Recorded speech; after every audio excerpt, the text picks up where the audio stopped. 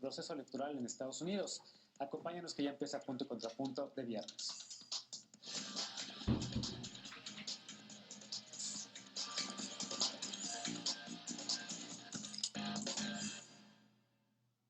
Varios medios publicaron la tarde de este viernes que Amy Coney Barrett será la persona que Donald Trump nomina en la Corte Suprema de este sábado para sustituir a Ruth Bader Ginsburg. Toda la semana ha buscado que los senadores republicanos apoyen su nominación, pero los demócratas, que son minoría, y algunos republicanos también se oponen. Veamos el contexto. Donald Trump busca apresurar la nominación y aprobación de quien sustituya en la Corte Suprema a la juez Ruth Bader Ginsburg. En entrevista con la cadena Fox, dijo que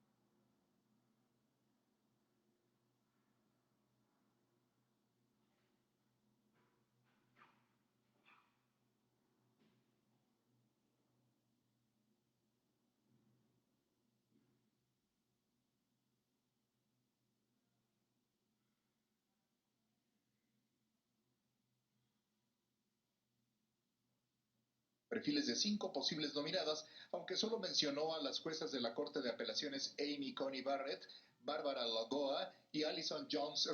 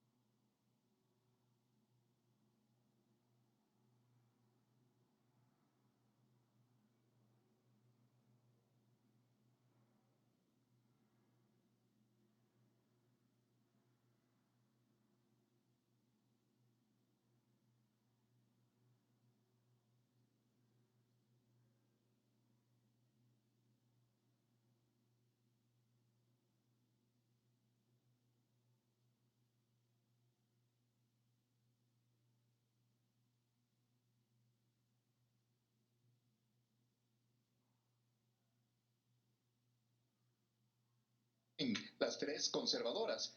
Tras la muerte de Bader Ginsburg, el presidente dijo que presentaría su nominación a la brevedad porque fue puesto en posición de poder para tomar decisiones. Trump ha insistido en que el Senado, en donde su partido tiene mayoría, realice la votación antes de las elecciones presidenciales del 3 de noviembre. El senador Mitch McConnell, líder de los republicanos, dijo que la candidata de Trump recibirá una votación mayoritaria. Durante su mandato, Trump ha nominado a la Corte Suprema a dos jueces con posturas conservadoras, Neil Gorsuch y Brett Kavanaugh.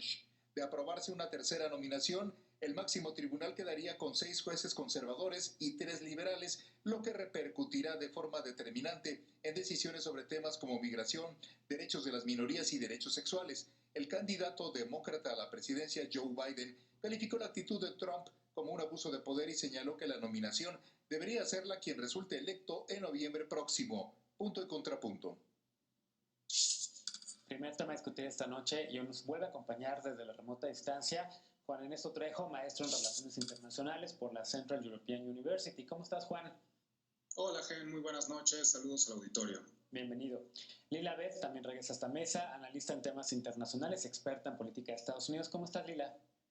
Claro, muy buenas noches. Muchas gracias por la invitación. Un saludo a todo el público. Bienvenida de nueva cuenta. Y también regresa Antonio Michel, internacionalista y académico del ITAM. ¿Cómo estás, Antonio?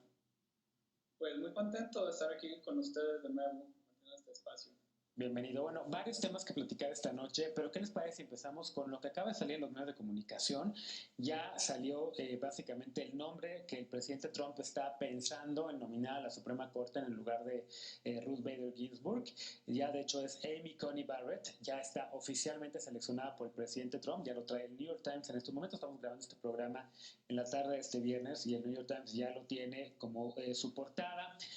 Contradiciendo, Lila, el deseo de la jueza, yendo en contra de este deseo de que se nominara una persona hasta que hubiese una persona que hubiese ganado la elección en noviembre. ¿Cómo lo ves? Hoy al presidente Trump, por cierto, le fue bastante mal. La jueza Ginsburg se convirtió en la primera mujer en tener honores funerarios en el Capitolio de Estados Unidos, la primera mujer en la historia de ese país. Y el presidente Trump, al salir, al ver el féretro, digamos, allá afuera del Capitolio, recibió muchos abucheos por gente que estaba allá afuera pidiéndole y gritándole que honorara su deseo, el deseo de muerte de la jueza de que no se nominara a nadie. Al presidente ya no le importó, lo iba a hacer mañana, pero ya el New York Times lo trae como oficial. ¿Cómo lo ves?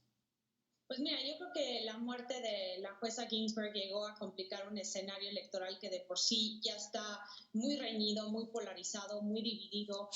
Todo indica hasta el momento que si bien es cierto que el candidato demócrata Joe Biden lleva una ventaja de alrededor de 7% en las encuestas nacionales y un promedio de 3,7% en los estados bisagra, lo que está tratando de replicar Donald Trump es lo que ocurrió en la elección del 2016, en donde está viendo que puede perder el voto popular, puede ganar el colegio electoral, pero yo creo que trae una estrategia electoral, Genaro, en donde él mismo ha dicho que la elección se va a ir a la Suprema Corte y por eso esta presión para nominar a la jueza, como acabas de mencionar, a Amy Coney Barrett, una conservadora católica que posiblemente va a votar en temas muy conservadores, por ejemplo, para limitar aún más el derecho al aborto. Y este es un tema que puede unir a la base electoral del Partido Republicano, juntando a los republicanos conservadores, al igual que a los evangelistas, una base muy fuerte del Partido Republicano, y me parece que por eso Donald Trump está tratando de avanzar rápidamente con la confirmación en el Senado, apoyado ya, como se dijo, del líder mayoritario Mitch McConnell, que cambió las reglas en el 2017 para que nada más se necesite una mayoría simple, es decir, 51 votos de los 100 escaños que están en la Cámara Alta. Los senadores republicanos tienen una mayoría de 53 sobre 47 de los demócratas. Hay una especulación de que pueda que la senadora Collins y Murkowski no voten a favor de la nominación, pero todo indica que se va a pasar la confirmación de la jueza Barrett en los próximos en el próximo mes, posiblemente hasta 3 días antes de la elección del 3 de noviembre, convirtiéndose en una de las confirmaciones más veloces en la historia de Estados Unidos. Y todo esto porque, pues dado que Donald Trump ha estado sembrando la idea de que los demócratas van a hacer fraude electoral, que es la única manera, según Trump, de que los demócratas puedan ganar, él está pensando que se puede llegar a un escenario como ocurrió en la elección presidencial del 2000, en donde Al Gore y Bush se pelearon el voto popular por un margen pequeño en el estado de Florida, y la Suprema Corte emitió un fallo a favor de Bush, le otorgó todos los electores, la cantidad de 29 electores, que le dio el triunfo en el colegio electoral por un solo voto, Genaro. O sea, ganó por 271 votos cuando solo se requieren 270 para ganar el colegio electoral. Y me parece que todo esto es parte de la estrategia de Donald Trump para asegurar que tenga una mayoría conservadora. Una corte, perdón, la que decidió que por un voto darle la elección o validar lo que estaba ocurriendo en Florida, porque realmente la litis era el tema del estado de Florida, si ahí se había conducido o no una elección limpia, y la Suprema Corte decidió al final en 2000, perdón, que fuese ese tema, ¿no? Exactamente, y lo que emitió el fallo es muy importante, Genaro, porque lo que demostró es que se le tiene que dar una equidad, una igualdad a los votos. Y esto todo, y aparte varios otros fallos que ha emitido la Suprema Corte, por ejemplo, en abril, con las primarias en el estado de Wisconsin, esta Suprema Corte, con una mayoría conservadora, si es que llega a confirmarse Barrett, están en contra de expandir la participación electoral y de cambiar las reglas electorales en los estados, y esto todo le favorece a Donald Trump para obtener una victoria si es que llega a la Suprema Corte en la elección presidencial. Claro. Juan, ¿por qué no nos detenemos tantito, y yo sé que vas a estar feliz con esto, en la figura de la jueza, una jueza que incluso hasta en la cultura pop era bastante conocida, no solo porque iba a los programas mañaneros, estuvo con Oprah, estuvo, digamos, en varios programas hablando de temas, llevando los temas judiciales y de la corte al entendimiento de la gente en general. Era también una figura muy respetada y muy querida por el movimiento feminista. ¿Por qué era tan importante esta mujer? ¿Cómo la ves? Hay esta películas, documentales sobre su vida y demás, porque creo que sí hay que hacerle honor a la memoria de esta mujer. No, sin duda, es una persona que sin lugar a dudas ha dejado un vacío tremendamente grande en la agenda progresista de Estados Unidos. Hoy por hoy no se puede entender el movimiento liberal progresista en Estados Unidos sin entender lo que hizo la jueza Ginsburg dentro de la Suprema Corte de Justicia de aquel país. Recordemos que ella fue nominada por Bill Clinton, es una de las dos juezas que Bill Clinton puso en la Suprema Corte junto con el juez Breyer.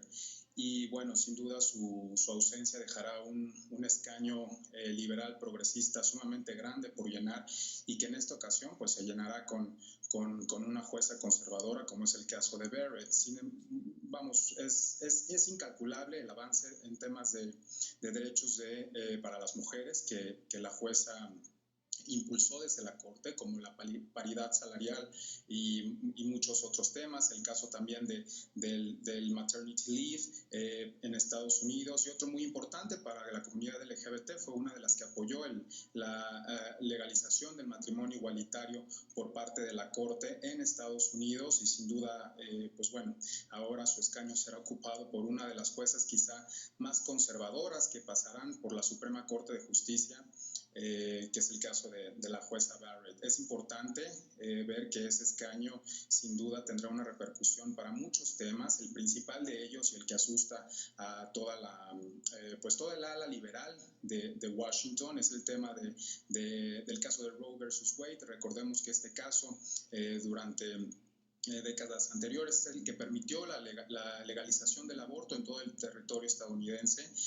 La jueza Barrett es una jueza que ha dicho claramente y abiertamente que el aborto es algo inmoral, así lo ha expresado, y como jueza actualmente del Distrito 7 de la Corte de Apelaciones del Circuito 7, perdón, en 2 ocasiones ha votado a favor de endurecer las medidas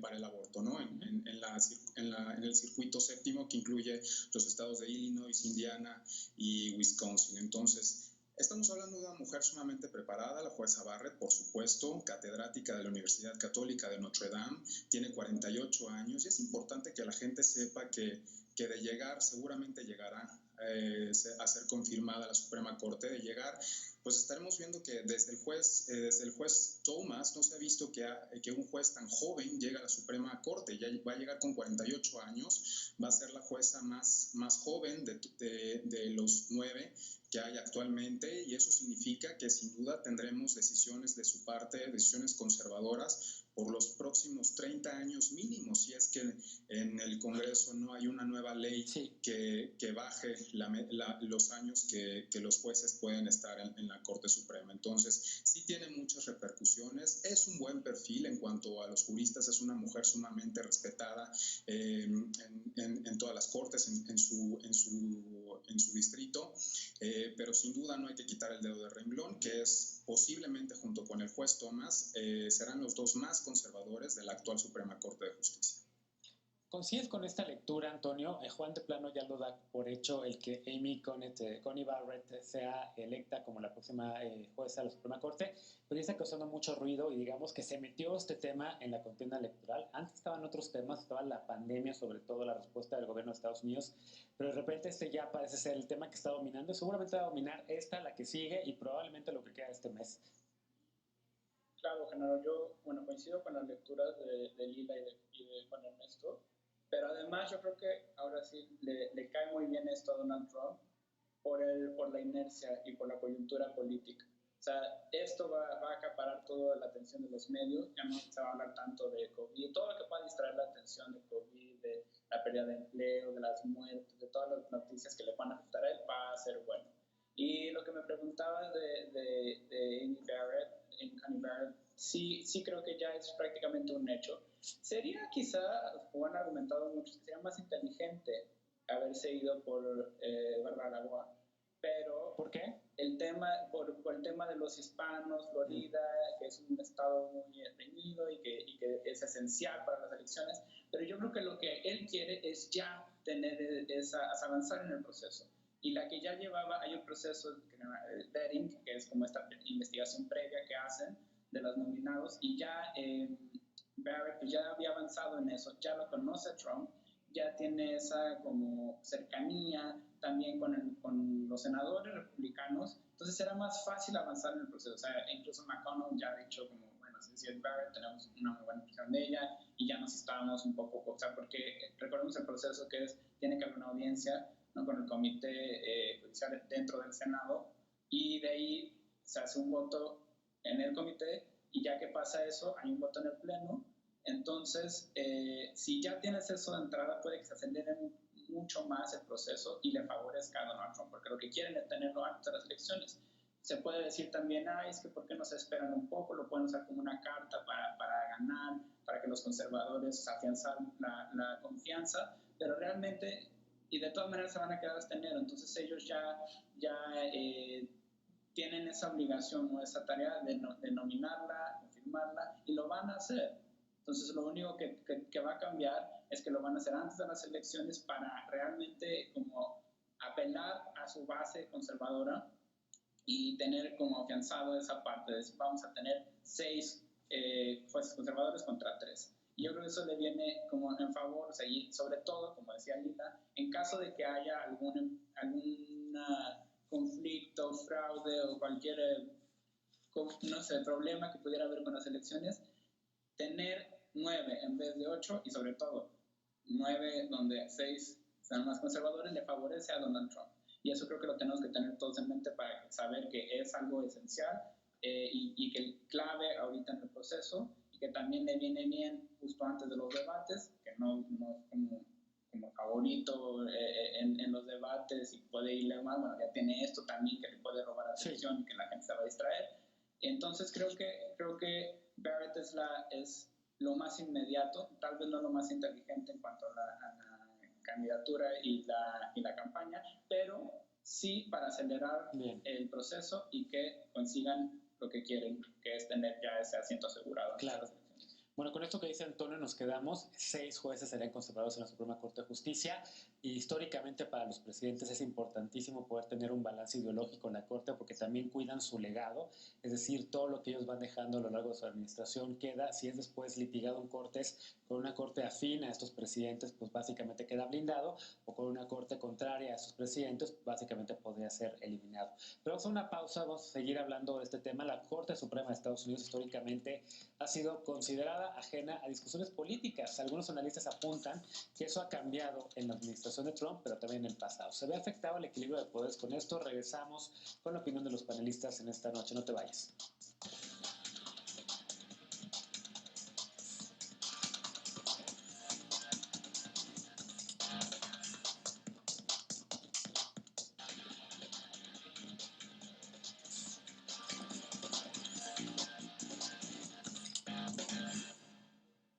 Estamos de regreso en Punto y Contrapunto. Como máximo representante del Poder Judicial, la Suprema Corte es uno de los principales contrapesos al Poder Ejecutivo en Estados Unidos. A diferencia del Poder Legislativo del Congreso, la Corte es considerada un órgano ajeno a las discusiones políticas. Sin embargo, analistas han advertido un cambio.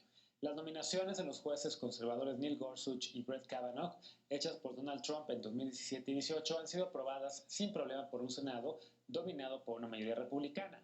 Luego de que Trump anunciara que presentaría su propuesta para suplir a Ruth Bader este fin de semana, y ya lo hizo hoy, los senadores republicanos publicaron un tuit señalando que el voto otorgado a Trump en 2016, así como el otorgado a los republicanos en el Senado para el 2018, los avala para confirmar a los jueces constitucionales en los tribunales. El cargo de juez de la Corte Suprema es vitalicio, es decir, de por vida. Si Trump consigue que su nominada llegue al máximo tribunal, garantizará su influencia sobre la Corte durante décadas, gracias al apoyo del Senado.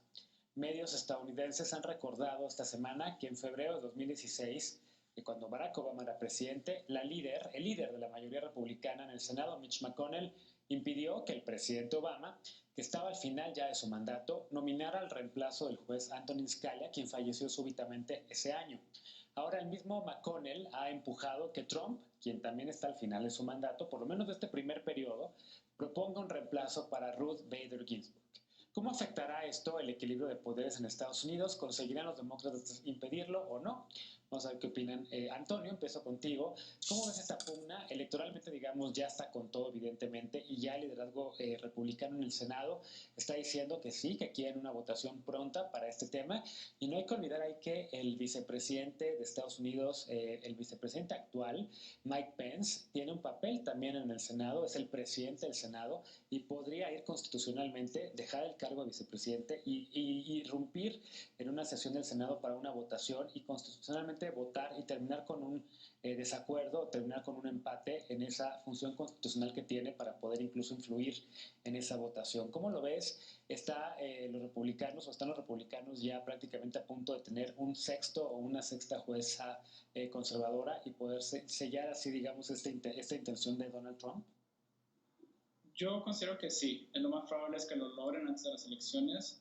Como decía Lila en el bloque anterior, o sea, también Murkowski y Collins han dicho que no están de acuerdo en que se haga antes, pero de todas maneras, o sea, necesitarían al menos 4 para que no sucediera. O sea, no, los demócratas tendrían que ganar 4 porque, como dices, Pence podría romper el empate y lo haría obviamente a favor de Trump. Lo que quieren es tenerlo antes. Entonces, yo creo que sí lo van a hacer. Esto, por supuesto, que se ha politizado porque ha generado discordia, ha generado una como polarización de por sí que ya existe, pero la han enaltecido porque, o sea, está quienes dicen es una hipocresía, es una contradicción que McConnell, o sea, en 2016 haya hecho todo para que no sucediera, alegando en que no se debe hacer un nombramiento de este tipo en un año electoral, y ahora sale a decir que sí se ha hecho en otras ocasiones y que en 9 ocasiones se ha hecho un nombramiento de este tipo. Entonces hay una contradicción ahí que bueno, cuando nos conviene decimos cuando nos conviene decimos que sí, y eso por supuesto que lo han tomado los demócratas para atacarlo, pero solo ha generado una polarización. Y entonces hay este miedo por parte de la base demócrata en el Congreso y bueno, y los votantes también, como decir, es que vamos a tener 6 jueces conservadores contra 3. Y hay que recordar que la sociedad estadounidense tiene esta noción también de la importancia del sistema de pesos y contrapesos. y lo importante que es que los tres poderes estén balanceados, ¿no? Y ahora claramente se va a ver una inclinación más conservadora, lo cual genera algo de miedo, pero también los republicanos, que suele ser una base más unida, no tanto como los demócratas, que son más heterogéneos y más diversos, los republicanos van a aprovechar esos ataques de los demócratas para decir, ya ven, ellos quieren tener personas más liberales, otro tipo de ideologías, etcétera. Entonces van a priorizar esto, y por lo general las decisiones de la Corte bueno, la preocupación hacia la Corte tiende a favorecer a los republicanos porque son los que están preocupados de que se tomen decisiones más liberales. Y como decía Juan Ernesto también en lo que pasado, o sea, el hecho de que sea Barrett, por ejemplo, que tiene tendencias anti-aborto, anti-matrimonio igualitario, que sea más conservadora, va a favorecer va a favorecer a estos votantes. Entonces, por supuesto que se ha politizado, por supuesto que lo van a usar en favor de los republicanos, y yo creo que sí lo van a lograr porque tienen todas las herramientas para hacerlo. Claro. Y lo único que hay que ponderar es el proceso democrático, porque si tienes a un presidente republicano y a un senado republicano mayoritariamente, entonces el juez que nombre, que confirme, va a tender a ser de esa ideología. Entonces, ¿qué tanto está realmente balanceado? Y esa es otra pregunta con la que lo dejo. Claro. Juan, ¿qué tanto está balanceado en efecto? ¿Y cómo ves también este proceso que ahora se está abriendo, digamos, en esta discusión en la relación entre el legislativo y dominado el Senado por los republicanos? También ya están acusando y blofeando, porque creo que es un bluff, de que si no avanza la discusión en el Senado podrían ellos hacer todo para invalidar a Nancy Pelosi, lo cual está bastante complicado, la lideresa en la otra Cámara, la Cámara de Representantes, pero evidentemente este ya es un tema que está rebasando lo electoral, que está incluso siendo usado para polarizar a la gente en esta elección. Ambos candidatos ya están también prácticamente hablando sobre la importancia de esta nominación. ¿Cómo lo ves tú? ¿De pleno crees que tendremos a una nueva jueza antes del 3 de noviembre? Yo no solo creo que será antes del 3 de noviembre, yo creo que va a ser las primeras semanas de octubre, si no es que la primera semana. Lindsey Graham, el presidente de la Comisión de Justicia del Senado, ya estaba buscando fecha para para la confirmación, para discutir el tema dentro de la Comisión de Justicia y posteriormente llevarlo al Pleno del Senado para la votación general. En cuanto al calendario legislativo, les da el tiempo perfecto para hacerlo, y yo creo que sería un gran, yo creo que es más fácil hacerlo antes de las elecciones, la votación, que durante el periodo del llamado lame duck, que es cuando ya hay un presidente electo, es el periodo entre el presidente electo y cuando toma posesión el presidente electo, ¿no? Entonces el lame duck es el presidente que pues es saliente, ¿no? En este caso, si Donald Trump se reelige, pues ya no sería el caso, pero sí, definitivamente yo creo que tendremos una jueza, si no es que en las primeras semanas de octubre. En cuanto al tema, por ejemplo, de la composición de la Suprema Corte, yo soy quizá un poco más, tengo un poquito de más esperanza con las nominaciones. Yo no creo que las nominaciones por parte del presidente signifiquen incondicionalidad pura.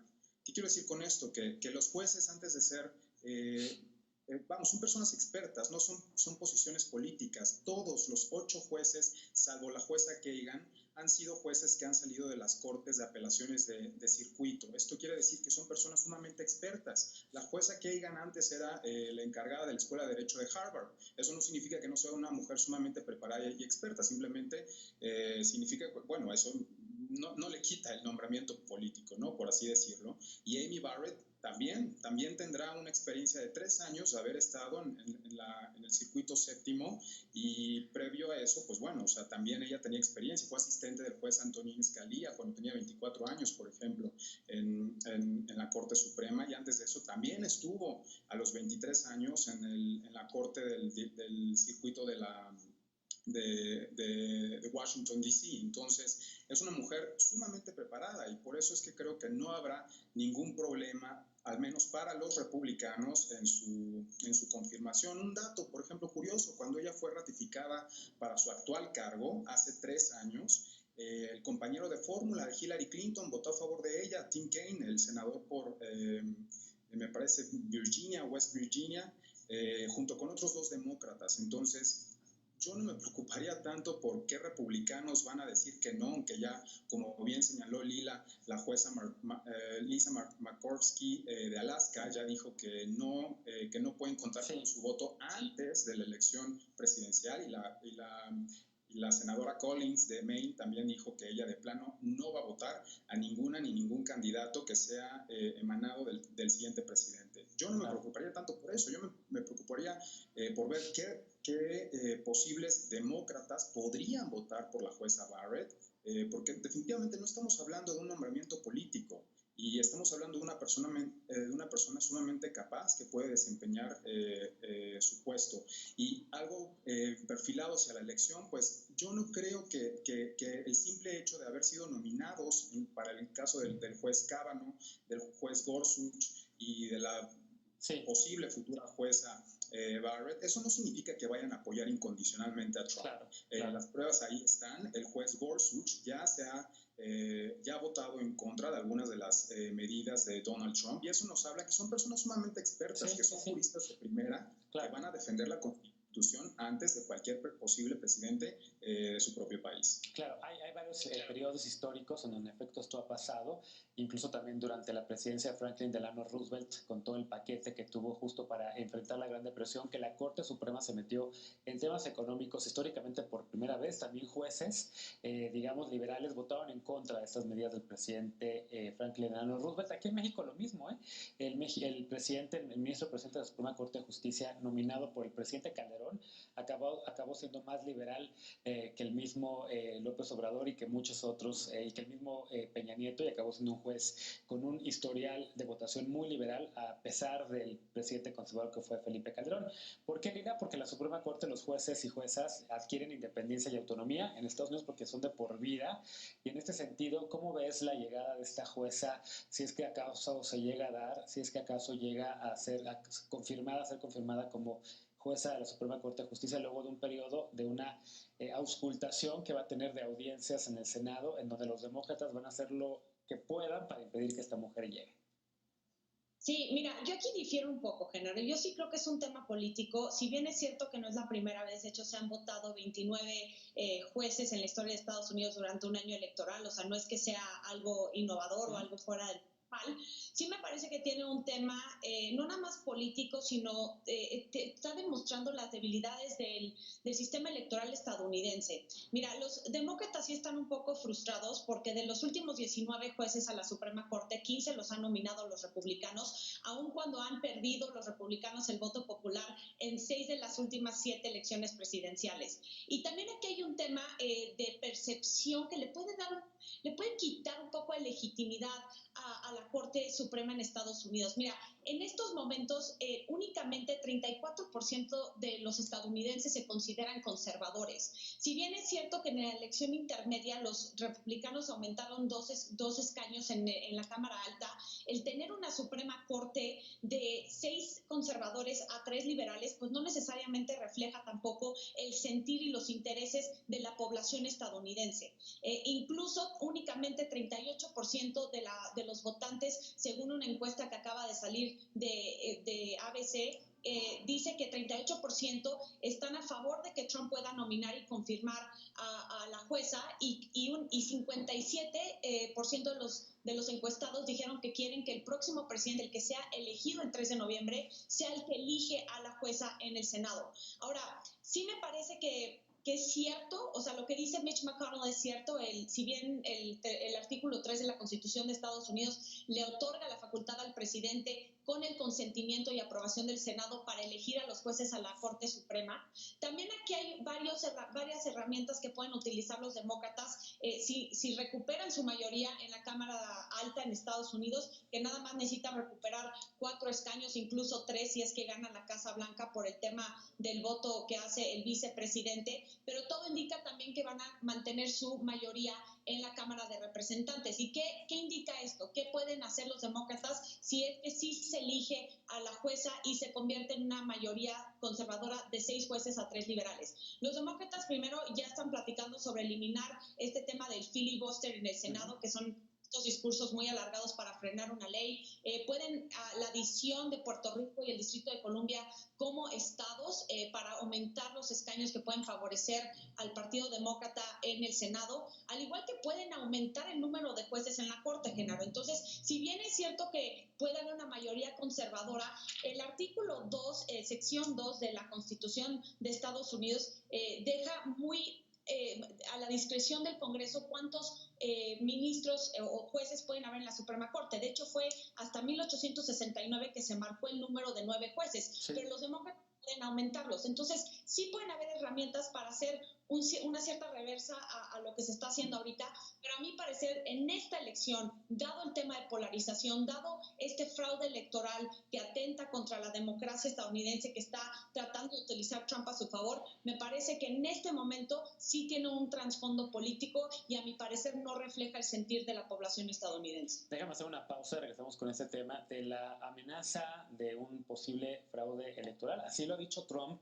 Trump haya dudado en 2 ocasiones de la próxima elección, de los resultados de esa elección.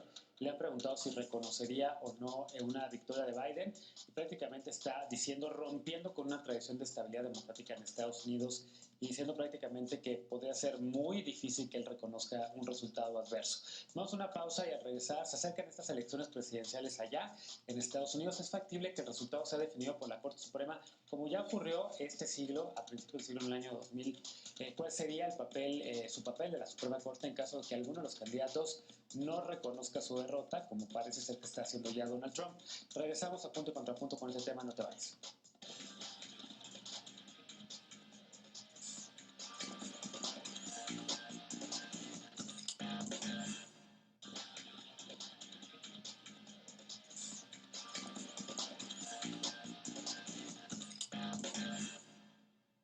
Estamos de regreso a un Punto y Contrapunto. 3 de cada 4 votantes demócratas temen que el presidente Donald Trump no acepte una derrota electoral. Esto según una encuesta reciente publicada por el diario británico The Guardian. Si incluimos a los votantes republicanos, ese porcentaje llega al 47%, es decir, casi la mitad de la población. Si hoy se hiciera esa encuesta, quizás la cifra sería más elevada. Pues el presidente Trump se negó a comprometerse a una transición pacífica del poder y dijo que seguramente la Corte Suprema tendría que definir la elección. Así pues, la Corte Suprema quizás tenga un papel fundamental tras la elección del 3 de noviembre y mientras tanto Trump no piensa dejar la oportunidad de influir en este proceso. Veamos el contexto. La nominación de quien sustituirá a la juez Ruth Bader Ginsburg en la Corte Suprema de Justicia de Estados Unidos se ha convertido en un tema central en el proceso electoral estadounidense. Este miércoles, Donald Trump señaló que puede ser el máximo tribunal quien defina los resultados de la jornada del próximo 3 de noviembre. En conferencia de prensa, el mandatario se negó a garantizar una transferencia pacífica del poder. The ballots, and the ballots are a disaster. Durante la campaña, Trump ha descalificado en varias ocasiones la votación por correo postal, impulsada en varios estados como una alternativa para evitar las aglomeraciones y los riesgos de contagios de SARS-CoV-2. El republicano señala que los demócratas intentan robarse la elección falsificando boletas electorales. Según él, el voto por correo hará que los comicios sean lo más inexactos y fraudulentos de la historia. La Constitución estadounidense establece que si para el 20 de enero no hay un candidato electo respaldado por el Congreso, la persona que presida la Cámara de Representantes será nombrada presidente o presidenta en funciones. Trump solo puede presentar una demanda legal si la victoria electoral es por un estrecho margen, como sucedió en el 2000 cuando Al Gore impugnó el triunfo de George Bush. Punto y contrapunto. A ver, ahí está otra vez ya el tema. La Suprema Corte podría tener un papel importantísimo para definir el resultado de esta elección. Ya el presidente Trump, ya van 2 veces que dice igual y no reconozco esta elección. Mencionábamos hace rato cómo en la elección del año 2000 la Suprema Corte acabó decidiendo la elección presidencial de Bush contra Gore. Este caso llegó hasta la Suprema Corte de Justicia de Estados Unidos y la Suprema Corte decidió por un voto, por una diferencia, que el recuento de votos en Florida tenía que parar y que tenía que aceptarse la elección tal y como se había dado ya en ese estado, a pesar de las múltiples quejas que hubo en ese año, Juan, de organizaciones que decían es que la boleta electoral mariposa, porque así se llama esa boleta, que tenía de un lado y muy pegados a los dos contrincantes, causaba de cierta manera confusión entre los electores, y la Suprema Corte dijo, ya no, hay que aceptarlo, que la autoridad electoral del estado de Florida, que en ese momento era una republicana, que se llamaba Kamala Harris, era la secretaria de Estado de ese estado, y fue la que decidió, dijo, ya, vamos adelante con esto, la elección la ganó en Florida el candidato Bush, y la Suprema Corte lo validó. ¿Podría ocurrir esto de nueva cuenta en diciembre si este caso llega hasta la Suprema Corte, si el presidente Trump no reconoce el resultado de la elección? El colegio electoral se reúne el 18 de diciembre y es cuando valida la elección presidencial, pero la Suprema Corte podría ordenarle antes, previamente, que reconozca un resultado u otro. ¿Cómo lo ves, Juan? ¿Cuáles son los riesgos que hay que se alargue este proceso electoral de aquí, de noviembre, digamos varias semanas hasta diciembre, y que haya esta incertidumbre con polarización en las calles y demás? Podría ser, desde luego, podría ser, y es que hay que recordarle a la audiencia que en Estados Unidos no hay un INE, no hay un Instituto Federal Electoral que regule o que diga cómo son los votos o cómo tienen que ser las boletas en todos y cada uno de los 50 estados de Estados Unidos. Entonces, sí me parece que esto se presta justo a que no solo ocurra lo que ocurrió en Florida en 2000, ¿no? En donde literalmente 537 votos de personas fue la diferencia que obtuvo Bush respecto a Al Gore. Entonces, en el estado de Florida, en ese año, cuando tenemos una ventaja de 0.009% de votos, se tiene que realizar un recuento. Entonces, lo que no quisieron hacer en el estado de Florida fue justo hacer ese recuento. Eso fue lo que hizo el equipo legal de Bush, fue impedir que se realizara el recuento dentro del marco de tiempo que se permitía, que me parece que la fecha límite era el 12 de diciembre, algo así, para realizar ese recuento. Y es justo lo que tú comentabas, que la Suprema Corte de Justicia al final dijo, pues no hay tiempo para realizar ese recuento. Entonces, todo esto se originó precisamente por esa boleta, porque justo todos esos 537 votos, la mayoría eran de la zona de Palm Beach, una zona habitada por pensionados, por gente mayor, para los cuales se les hacía sumamente difícil ir a votar en estas papeletas porque tenían que perforar con una pluma, ¿no? el orificio del candidato que quisieran. Entonces, mientras que ellos pensaban que estaban votando por Al Gore, votaban por otra persona, que no era tampoco Bush, ¿no? Porque esa es otra. En las papeletas de cada estado pueden aparecer otros candidatos, ya sea el del Partido Verde, que también existe en Estados Unidos, u otros candidatos independientes, ¿no? Entonces, esto sí, por supuesto, que puede propiciar más con la situación del COVID y del voto por correo que se dará de manera masiva y de manera mayoritaria en esta ocasión. No solo puede haber una Florida, como fue en el año 2000, puede haber más, y sobre todo en los estados bisagra, ¿no? Que vemos que son los que se están disputando, como Wisconsin, como Michigan, como Pensilvania, como Virginia, como Arizona, que va a ser sumamente crucial también por la elección al Senado especial de la senadora McSally, que ocupó el escaño de John McCain con el esposo de Gabby Giffords, ¿no? el ex astronauta Mark Kelly. Entonces, sí me parece que es sumamente importante también decirle a la audiencia que la Corte no está facultada para decir si A o B ganó. O sea, la Corte va a evaluar las contradicciones a las leyes locales que se lleven ante ella, ¿no? O sea, la Corte no tiene jurisdicción, para decir, bueno, o sea, voy a emitir una opinión sobre quién debe ganar o quién no. La Corte tiene que decidir, dependiendo de los casos que se lleven ante ella, qué procede y qué no. Entonces, la verdad es que me parece que de confirmarse la jueza Barrett, y ya con los 9 jueces en función, yo creo que tampoco tendrían el tiempo necesario para evaluar todo lo que sucedió. O sea, el caso de Florida en el año 2000 fue un caso sumamente poco común que incluso le movió el piso a todos los jueces de la Corte. Entonces, imaginemos el escenario en donde no vamos a tener una Florida, sino podríamos tener 5, 6,